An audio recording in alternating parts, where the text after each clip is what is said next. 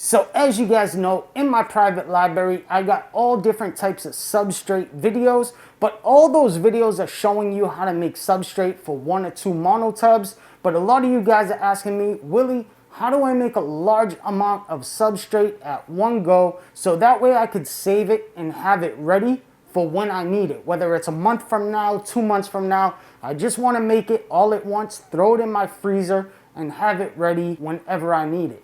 So in this video, I'm going to show you guys a super simple manure-based substrate recipe, but it's very, very effective and will work great for any type of mushroom that you guys want to cultivate. Dripping on acid in the hotel lobby. Everything moving hella fast, Ricky Bobby.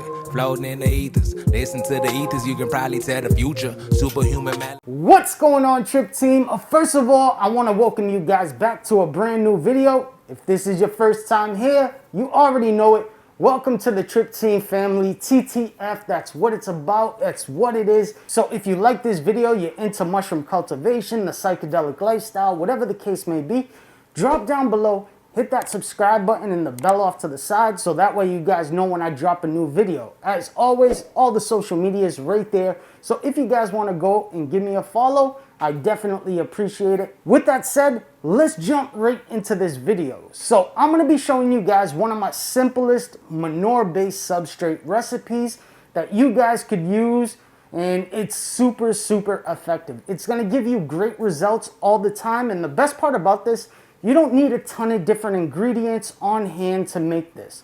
So if you want to keep this as the only substrate recipe that you guys use, you could do that. So the ratio of the substrate we're going to be making is an 80-10-10. So it's going to be 80% manure, 10% vermiculite, and 10% coco coir. Now, if you guys want to adjust those ratios, that's perfectly fine. You guys could do that. But this is a really, really good and easy recipe. So let's talk about the ingredients that you guys are going to need to follow along. The first thing you're going to need is you're going to need some type of bin, bucket to mix up your substrate in. So what I suggest using is a 60 quart or higher bin, just because it's a lot easier to dump everything in there, get it all mixed up, versus trying to mix it up in a mixing bowl or something like that. If you guys are doing a small batch, that might work a little bit better for you guys, but if you're trying to do a large amount, then you're definitely going to want to use something bigger that you can get everything mixed up in. So I'm going to be using this 66 quart Sterilite bin, but if you guys want to use a bucket or something else, that's perfectly fine. The next thing you guys will need is some coco coir. So this is shredded coco coir, but if you guys want to buy the bricks of coco coir, it's a little bit cheaper, but you guys are going to have to shred it up yourself. So usually what you do is you hydrate it, it will break apart, you break it into pieces, and then you can let it dry out and you could save it for later use and already have it shredded. Or you guys could hydrate it, break it apart, and then add it to this mix. If you guys choose to go that path, then you're going to use a lot less water in the end to bring it to filled capacity. So it really just depends. But regardless, you guys are going to need some coco coir. Next, you guys are going to need some vermiculite. Now, vermiculite comes in a lot of different sizes and grades. So you could get a more coarse one, you could get a finer one, you could get a medium grade one.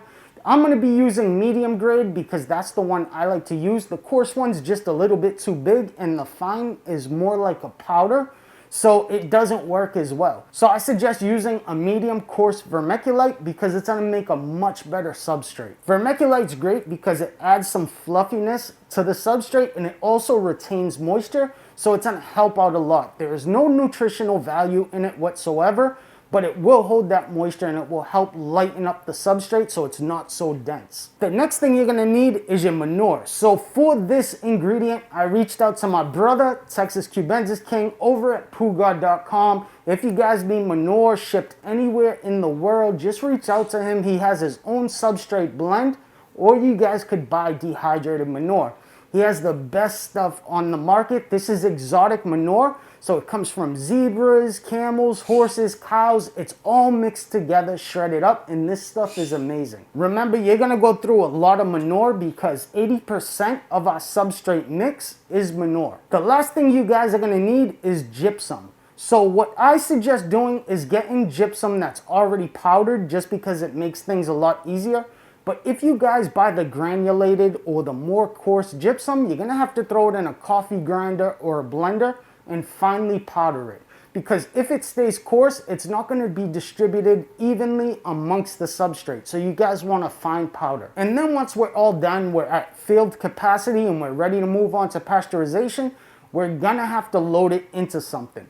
So if you guys are just doing a big batch that you're gonna use right now, as soon as it cools and it's done pasteurizing, you guys could just throw it into a trash bag, tie it up, and throw it in your bulk pasteurizer and just do it all in one big batch. That's perfectly fine. But you guys are gonna have to use it when it's done. So just make sure you have enough grains, spawn, bins, that you could actually use the amount of manure-based substrate that you guys actually made. But if you guys want to do 5-pound individual bags so you guys could throw it in the freezer, freeze it, and have it on hand when you guys are ready to use it, then you guys are going to want to be using something like a Myco bag. So I'm going to be using Myco bags from Unicorn Bag. They work absolutely great. So I like to load mine up with 5 pounds of substrate. I seal them up. I pasteurize them. When they cool, I keep out what I'm going to use. The ones I'm not going to use go into a freezer and I freeze them.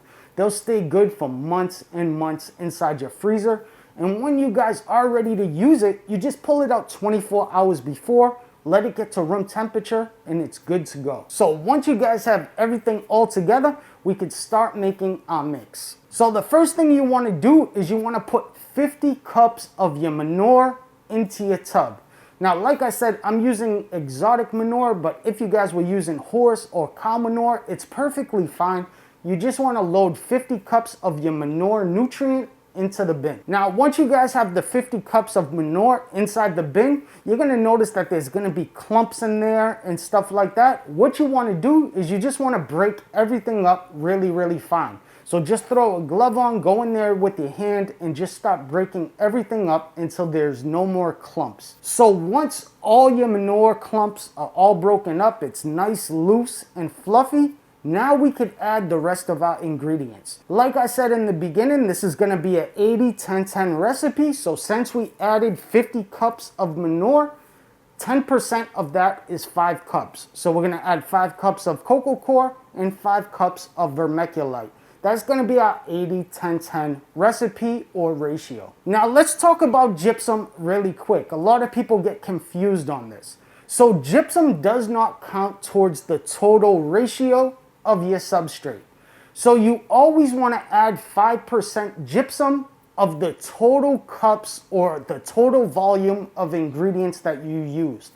So altogether we used 60 cups of ingredients. We used 50 of manure, 5 of vermiculite, and 5 of cocoa. So we used 60 cups of ingredients altogether.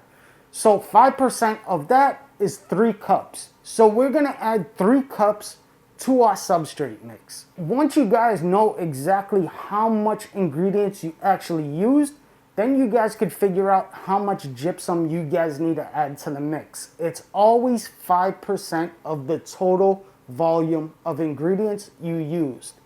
Now, some people go by weight. Weight isn't very accurate.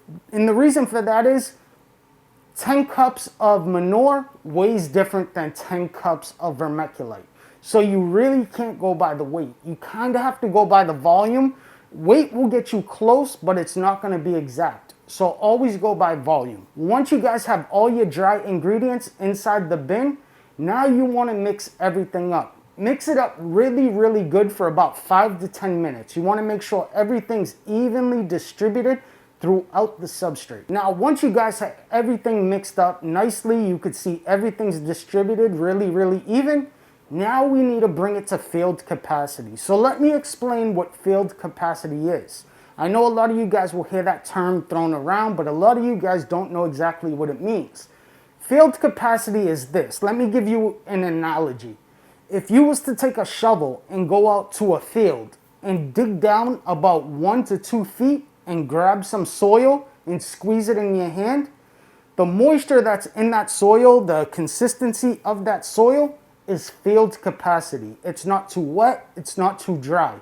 If you was to pick up a clump, it should stick together like clay, and if you squeeze it really hard, you should see a couple drops of water run out of the substrate. that's field capacity. You shouldn't be able to pick it up and, you know, in your hand, you just have tons of water dripping out. Or you shouldn't be able to pick it up, squeeze it together, and it doesn't stick together. That means it's too dry. It should stick together like clay, and when you guys squeeze it really hard, there should be some water that drops out of it. So what I like to do is I like to start off with a quart of water at a time. So this is what I always suggest. So if you guys are doing a large batch like this, start out with 1 quart of water, mix it up, add another quart, and keep adding a quart of water until you guys have the perfect field capacity. Now, the water that you guys use could be tap water, it could be distilled water, it could be purified water. It really doesn't matter. The only thing that does matter is you guys want to use room temperature to cold water. You guys don't want to use hot water. Just keep adding water slowly, mixing everything up until you guys have that perfect field capacity. Once you guys see this consistency and you guys see it stick together and there's some water that comes out when you squeeze it, it's ready to go into pasteurization. So what I'm gonna do is I'm gonna load my substrate into Myco bags because that's the way I like to do it. So I load each of my Myco bags with about 5 to 6 pounds of substrate. Now, if you guys wanted to load up quart jars and do the boil pasteurization, you guys could do that. It's perfectly fine. Some people like to do the bucket tech, which isn't really scientific. And when you guys get into manure-based substrates, if you try to use the bucket tech and things aren't done right, it's almost guaranteed that it's going to contaminate. The bucket tech works good with a vermiculite cocoa core substrate because cocoa core isn't that nutritious, so it's much more forgiving if you guys don't pasteurize it correctly.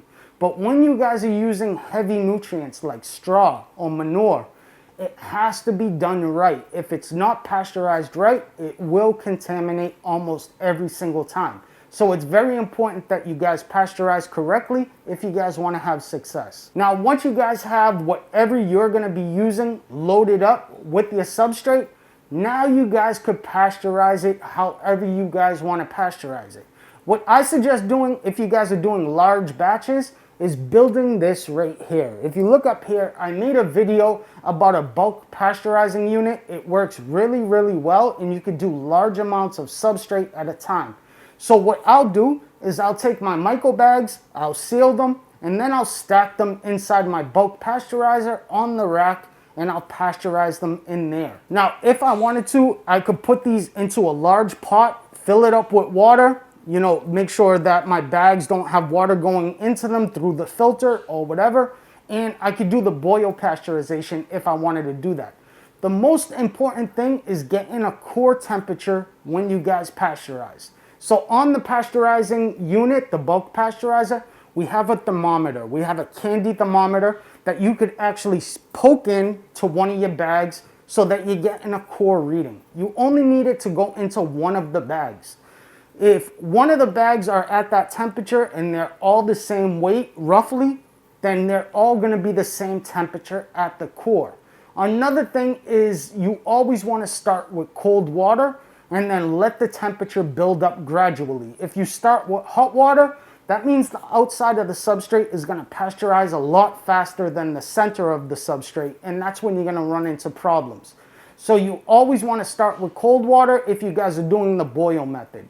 If you guys are using the bulk pasteurizing unit, you just want to make sure you're getting a core temperature reading on one of the bags, and all the other bags will be fine. So typically what I do is I do about 2 hours at 150 to 160 degrees Fahrenheit. Some people do it a little bit lower, some people do it a little bit higher, but 150 to 160 Fahrenheit for 2 hours is a good range to pasteurize. Remember, when we're pasteurizing, we're not sterilizing. It's two different things. We're only trying to kill the bad bacteria. We're not trying to kill the beneficial bacteria that actually helps the mycelial growth or benefits the mycelial growth. We just want to kill off the bad stuff that will try to take over the nutrients or contaminate our growth. When you sterilize, you kill off everything, and you also run the risk of contamination as well, because some of those beneficial bacteria help fight off contamination. So we don't want to kill everything. We just want to kill the bad stuff. Now, I have a ton of videos on pasteurization, so I'm not going to get deep into that. You guys just want to keep it within that range for the 2 hours. Once it hits the desired temperature, say 150 degrees Fahrenheit, you start your 2-hour countdown. You should keep it within that range for that entire 2 hours. If it drops too low, stop your count clock, wait till it builds back up and gets to them temperatures again, and pick back up where you left. If it gets too high, you guys want to shut whatever your source of heat is off, let it drop down some, and then turn it back on. You guys want to keep it in that range. The better job you guys do of pasteurizing, the more success you guys are going to have. Now, once the 2 hours is up, what you want to do is shut off your pasteurizing unit or shut off your stove, and you guys want to pull your substrate out. You don't want to leave it in there, because if you guys leave it in there, it will continue to pasteurize and eventually sterilize. So what you want to do is once it hits that 2 hours, without burning yourself, you guys want to pull it out of the unit or pull it off the stove so that it doesn't keep cooking. Now, once it cools to room temperature, it's ready to use. You guys don't need to do anything else. Like I said, if you guys have it in Myco bags or you guys want to put it in vacuum seal bags, you guys could put it in the freezer and you guys could store it away for a month, 2 months, 3 months, whatever the case may be, and just pull it out 24 hours before you guys are ready to use it. Now, about this tech, if you guys want to double it, triple it, quadruple it, you guys could do that. Nothing changes. You just double the numbers or triple the numbers. Nothing changes. If you guys want to cut this recipe in half, you guys could cut it in half or cut it in a quarter and make smaller batches. You guys could do that. Nothing changes. You just follow the numbers accordingly. It's always going to be 80, 10, 10, and then your 5% gypsum on top of that. Bring it to filled capacity. Pasteurize it 2 hours at 150 to 160 degrees Fahrenheit. And once that's done, pull it off the heat, whatever that may be. Let it cool to room temperature, and it's ready to use. And there you go, guys. That's a really simple manure-based substrate mix that all you guys could use. This is literally going to work for any type of mushroom that you guys want to cultivate. It's going to give you good results. It's going to be really nutritious for the fungi, and it's not overcomplicating things. Now, if you guys want to add more things, you know, some people add worm castings, bat guano, you know, straw or wood chips or wood dust or coffee and all these other things. You guys could do that, but this really simple recipe is going to keep things really, really simple. You guys ain't going to have a ton of supplies on hand, and it's going to work really great for anything you guys want to grow. So this manure that I actually just did is going to go towards a batch of some pan jams, and I got some, you know, wild PR pans and a couple other things that I want to grow out. But I could use this literally for anything I want to use it for. From exotics to basics, it really doesn't matter. Obviously, if you guys have any questions, I'm in my chat room every single day answering questions. I do one-on-one Zoom calls and Skype calls with people. So if you guys want access to that, you have any questions for me or anything like that, just go to patreon.com/WillyMyco, because that's how you get access to my private chat room. And you also could see all my videos, my entire video library that isn't public. Now, last week I did a giveaway. So what I'm doing is I've been trying to reach out to the people that actually won the giveaway. So if you're one of the people that won the giveaway, go to your YouTube channel, look where it says discussions on your YouTube channel. You'll see that I commented and gave you the steps that you guys need to get me your shipping information so I could get you out your prizes. I also have a close person that works with me reaching out to you guys by the name of Philly Fungi. So if you guys see Philly Fungi reach out to you and he's trying to get your shipping information, he actually works with me. So if you guys want to give him your shipping information, we'll get them mystery packs out to you. If you don't want to give him your shipping information, then just go to your discussion board on your channel and you'll see I told you how you could get your shipping information to me. I need that shipping information by the end of the week, so please send it to me so I can get it out to you, because I'm going to be leaving the country next week. So if I don't get it till I come back, then I can't ship it out till I come back. So make sure you guys try to get it to me so I could get it to you guys as soon as possible. Hopefully you guys enjoyed this video. I know a lot of you guys were asking for this, and I'm happy I was able to give it to you guys. I'm Willy Myco. Do good, be good, live good. Namaste.